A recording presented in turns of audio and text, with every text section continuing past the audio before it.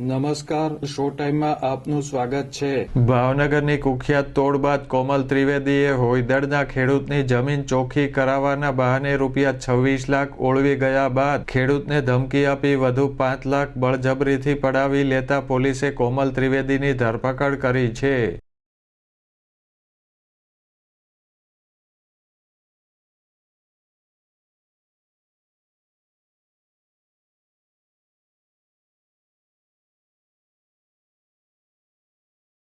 હોયદળ ગામમાં આવેલ ખેડૂત દેવરાજભાઈ જીવણભાઈ સોલંકીની અધેવાડામાં આવેલી જમીન સરકારી ચોપડે ચોખ્ખી કરવા માટે ભાવનગરની કોમલ ત્રિવેદીએ સરકારી ઓળખાણ હોવાનું જણાવી કટકે ₹26 લાખ લીધા હતા।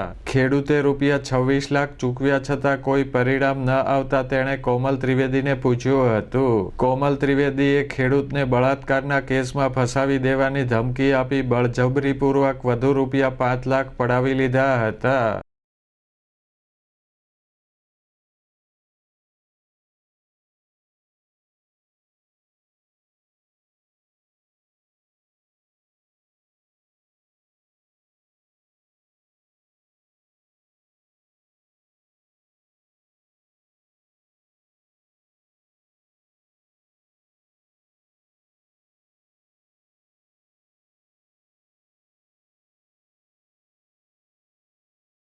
આ મામલે ખેડૂતે પોલીસ ફરિયાદ નોંધાવતા ઘોઘા રોડ પોલીસે કોમલ ત્રિવેદીની ધરપકડ કરી કાયદેસર કાર્યવાહી હાથ ધરી છે।